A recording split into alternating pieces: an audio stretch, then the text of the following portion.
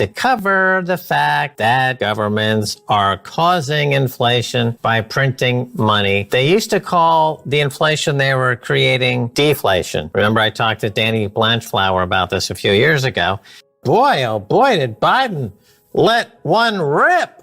Oh my God. Yes, well, he's been ripping a lot of interesting things lately, including this headline of doublethink. Infrastructure spending will ease inflation, Biden says. Yes, war is peace, freedom is slavery, and ignorance is strength, Max. Right. This is the ongoing coverage of how the language is being used to cover the fact that governments are causing inflation by printing money. They used to call the inflation they were creating deflation. Remember, I talked to Danny Blanchflower about this a few years ago. Then when it became obvious that the money printing was actually causing inflation, they said, well, yeah, but it's transitory. Now they're starting to realize that it's secular and long-lasting.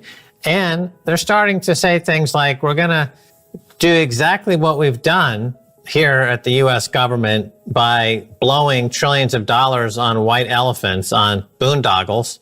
And somehow that's going to cure inflation, which of course is just going to exacerbate inflation. This is a recipe for more inflation. So it's financial illiteracy mixed with state-sponsored propaganda over there at the major American networks.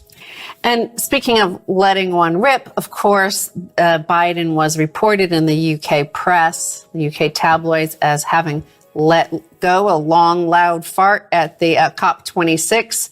And that's kind of doublethink as well, is that, you know, the 400 private jets that arrived in Glasgow to, you know, of the elite, like Jeff Bezos, who, you know, blew off his giant rocket into space, you know, spewing lots of carbon and stuff like that. So they all met in order to blow some hot air into telling the ordinary schmuck out there how they're going to have to reduce their energy use in order so that the elites can continue living like trillionaires and quadrillionaires. So that is, you know, also part of this hot air, this letting it rip that he has done from his mouth.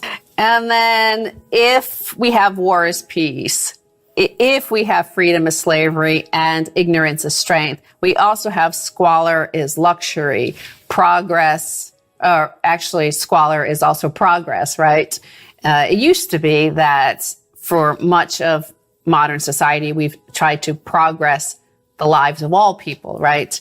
And California is the epitome of the progressive state, one of the most progressive states in the United States, and certainly San Francisco tells us constantly in their doublethink that this is the case for them. They are the most progressive state in the union, and that is contradicted in normal speak by the headlines. San Francisco luxury condos overlook city's worst squalor. Quote, I don't want to be afraid to live here. This is from CBS San Francisco. And we will buy them cute tents is something that Brian Romilly picks out from the article. Apparently these progressive people want to buy some cute tents for the homeless people. It's the highest concentration of homeless people under a new condo development whereby the apartments are costing $1 million and up. It's something like called the Artani. But the quotes in here are just, I think, a perfect representation of also the U.S. empire and how the U.S. empire operates as like this shining city on the hill. We're this great example, an exceptional nation. And yet everybody else looks at us with that same bemused look of you of like what you see here. So a one-way, one-block alley in San Francisco has neighbors living in constant fear and afraid for their safety. Willow Street between Van Ness and Polk currently has the highest concentration of tents in San Francisco. Quote, it's pretty consistently nerve-wracking, said resident Amber Lutzko. This just seems to be a safe space for chop shops and drug trafficking. Right. Well, the whole idea of progressivism, that notion, politically speaking, was invented by hardcore capitalists. And we see it in California because San Francisco, Silicon Valley, is a product of the military-industrial complex that came out of the technology industry located there. J. Paul Getty certainly is a hardcore industrialist around the Los Angeles area. And the way to cover their tracks during the old robber baron days was to create libraries and social institutions and to do the social justice warrior thing, but 100 years ago. Well, now that American economy is no longer competitive globally and these big industrialists are essentially moving their money offshore, they're moving it into this giant $25 trillion managed by the four big accounting firms slush fund in the middle of Nowheresville where it can't be taxed. What's left is just the rhetoric. So you just have the people talking about the social justice warrior, but the capitalists that make it possible have left. So what's left is just squalor. So they're going to go down in the gutter. I might add that this lava lamp looks like it could have come out of Haight-Ashbury, and the shape of a rocket, of course, also comes out of the West Coast, whereby a lot of the rocket technology was designed. And, the likes of Elon Musk fled from California recently in order to avoid their progress. And where is he moving? To Texas, where the hardcore capitalism survives, the American style. And that's where you're going to see a lot of growth. Texas, Wyoming, that's where it's all going. It's leaving California and New York, those places that have been taken over by at least, well, I won't say it. I had a joke there, but I'm gonna leave good old Alec Baldwin alone this episode.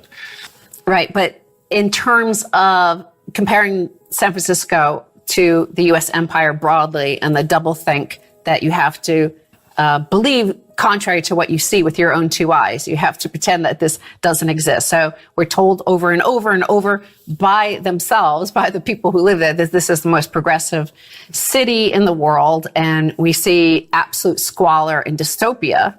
The same thing with the empire, that we're like there to save everybody. We're there to rescue everybody. We're there to help everybody. We're indispensable. We're providing all sorts of security, blah, blah, blah, blah, blah. Well, when asked what the most egregious part of the street was, one of the residents said probably the threats of violence. The threats of violence to us, other residents in the building. I've seen people physically fighting, and I myself was leaving once and a man approached my car yelling obscenities and threatening me, which was really scary, said a resident named Shannon, who declined to give her last name for privacy reasons. There was a guy who passed out in front of our door with a needle hanging out of his arm all day long, and our children had to walk past that. Well, Joe Biden is the Boris Yeltsin of the American experiment. And, he is overseeing the collapse of a once vibrant society, and it's happening in the next 24 months. Before we continue, help us clicking that YouTube like button and subscribe now to our channel. This shows the algorithm that you valued this information. And it helps us spread that message. Sharing is caring. And now, let's continue. Do you want to know one thing about crypto? I made over 3000% in profit in a few weeks. Fact is, the traditional financial system, the traditional money system makes you poor, not rich. If you want to earn $500,000, $1 million, you have to wait until you're 50, 60, 70 in the traditional financial system, and you probably will still be broke. And you will be old. This is not a sexy combination, as you can imagine. But the question is, how can you start in crypto and make these profits? Where to invest? Where to start? My name is Gunnar and I'm from Germany, as you can hear, and things are a little bit different in Germany. More about that later on.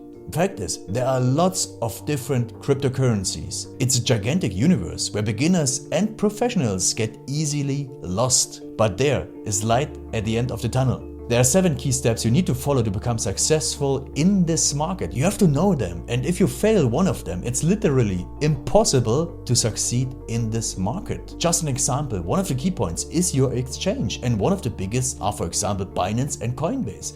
These are trusted and well-established exchanges, but, and this is a big but, you won't find the super profitable coins on those exchanges. The unknown super profitable coins that get gigantic profits are not traded on those kind of exchanges. They are traded on much smaller insider platforms that are barely known. And I can tell you what those super secret exchanges are and why they are so profitable. And another super important thing are the right information sources. The point is, the internet is gigantic. There are hundreds and hundreds of YouTube channels, blogs, pages, and much, much more. And there are also market makers and influencers. For example, Elon Musk, he is not a crypto guy, but the moment he recommended Dogecoin, it went through the roof, to the moon, so to say. But why did he recommend it?